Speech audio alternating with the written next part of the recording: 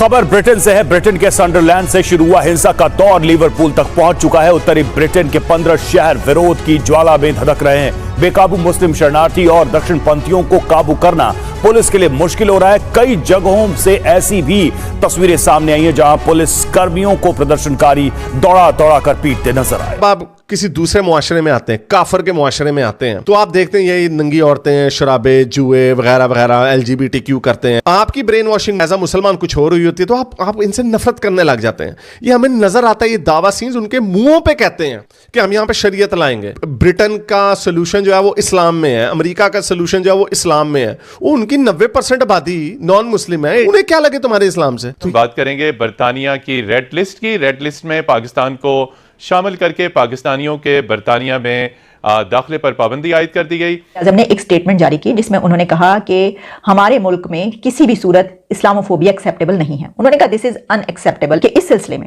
ये जो इशू है इसे कॉम्बैट करने के लिए मैं एक रिप्रेजेंटेटिव भी अपॉइंट कर रहा हूं। बरतानिया ने पाकिस्तान को 21 हाई रिस्क ममालिक की फहरिस्त में शामिल कर लिया। मनी लॉन्ड्रिंग और दहशतगर्दी की मावनत जैसे मसाइल से दो चार ममालिक को इस फहरिस्त में शामिल किया जाता है। हाई रिस्क ममालिक की फहरिस्त में पाकिस्तान का नंबर 15वां है। तो ये खुद इस तरह की उंगलियां करते हैं, छिड़खानियां करते हैं और फिर बाद में अब इनको, जिस तरह मैं हमेशा से उर्दू की वीडियोस में कहता आया कि इंडिया में ये जितनी शरारतें करते हैं ये कभी नहीं जीत सकते उनसे, क्योंकि वो 80% है।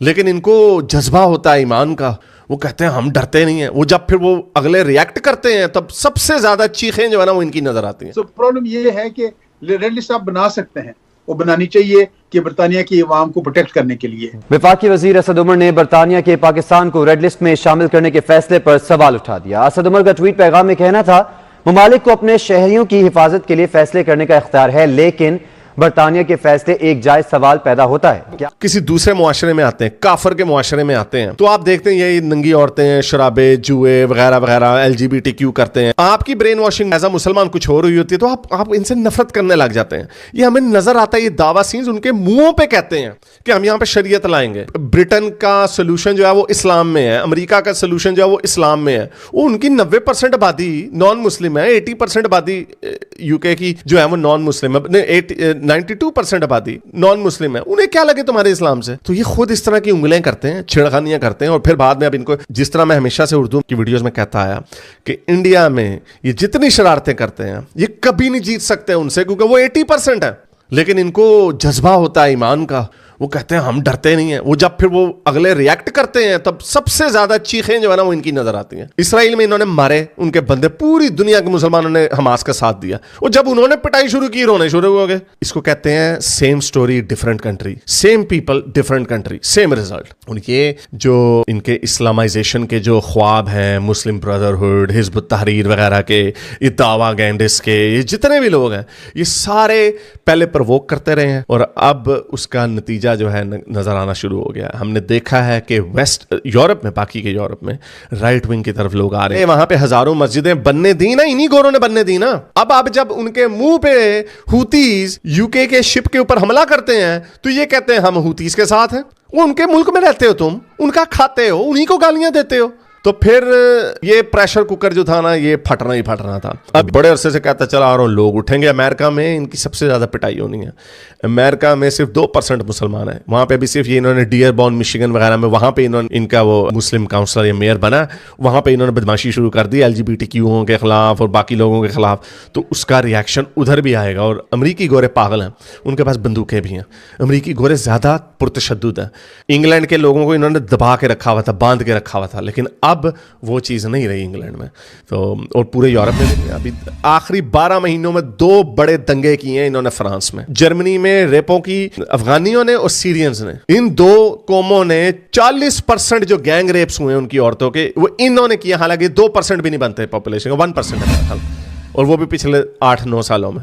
तो भाई तुम इस तरह की हरकतें करोगे। UK में ग्रूमिंग गैंग्स, 8% मुसलमानों की आबादी है, 4% बीच में से औरतें हैं, तो 4% मर्द नहीं, उसमें से भी तकरीबन 2% जो है बच्चे हैं, बच्चे या बूढ़े हैं। 2% मुसलमान, उन्होंने वहां के 35-40% बच्चियों को या ग्रूमिंग किया है या उनके साथ जिनसी ज्यादतियां की हैं। तो ये लावा उबल रहा था और ये उबलता रहेगा और ये तब तक ठीक नहीं होगा जब तक मुसलमान नहीं ठीक होंगे, क्योंकि सच में ही ताकत है। जो सच है आपको नजर आ रहा है कि ये काम हो रहा है, तो फिर ये काम हो गया। अभी भी देर इतनी नहीं हुई, लेकिन ये बाज नहीं आ रही है। जितने इस्लामिस्ट दावा गैंडेस और इन्होंने वो बांदर पकड़ा हुआ जॉर्ज गैलोवे, वो बस हमेशा इन्हीं में कीड़े निकालते हैं, अपने लोगों में कीड़े निकालता है वो। और मुसलमान जो है वो अपने लोगों को हमेशा बढ़ा चढ़ा के बताते हैं। वो जो 2 मैनचेस्टर के मुस्टंडे, जब वो पूरी वीडियो आई पता चल रहा है कि पुलिस आई है आपको पकड़ने, वो पुलिस जब पकड़ने आती है तो अपने हाथ पीछे करते हैं, पुलिस को मुक्के नहीं मारते। इन्होंने उस पुलिस वाली औरत की नाक तोड़ दी, वो नजर आ रही पूरी। और फिर जब बाद में उनको टेज किया, वो गिरा, फिर उसने ठुड्डा उसके मुंह पे मारा। वो ठुड्डा गलत था, एक एक्स्ट्रा ठुड्डा था, लेकिन जब किसी की भी जब कभी लड़ाई हुई हो ना, तो पता चलेगा कि लड़ाई में फिर इतना नहीं होता, आपको एड्रेनलिन चाहिए होता है, आपके अंदर जोश आया हुआ होता है उस वक्त। और खैर उसको उन्होंने उतार दिया। अच्छा मजे की बात है, उस पुलिस वाले को उन्होंने सस्पेंड कर दिया, इनको अभी तक चार्ज भी नहीं किया जिन्होंने ये पुलिस के ऊपर हाथ उठाया। तो बहरहाल ये इन्होंने कोई सबक सीखना सूखना नहीं है, इन्होंने इसी तरह की हरकतें करते रहना। और आप जिस तरह के और फिर मतलब हमारे सारे काम जो है ना, मैं आपको बताती हूँ, मैं ये इसका जो अगर हम सारे का लुबे लुब आप देखें ना, तो वो ये होगा कि हमारे सारे काम पता है किस लिए होते हैं? अपने आप को एक बहुत बड़ा हीरो बनाकर पेश करने के लिए। हमारा मकसद एक्चुअल जो प्रॉब्लम्स हैं उनको डिटेक्ट करना, उनको आइडेंटिफाई करना और उनको हल करना नहीं होता, उनको सॉल्व करना हमारा मकसद नहीं होता। हमारा मकसद ये होता है कि दुनिया हमें देखे कि हम क्या जबरदस्त कंट्री हैं, हम क्या जबरदस्त इंसान हैं, हमारे जैसा पूरी दुनिया में कोई नहीं है।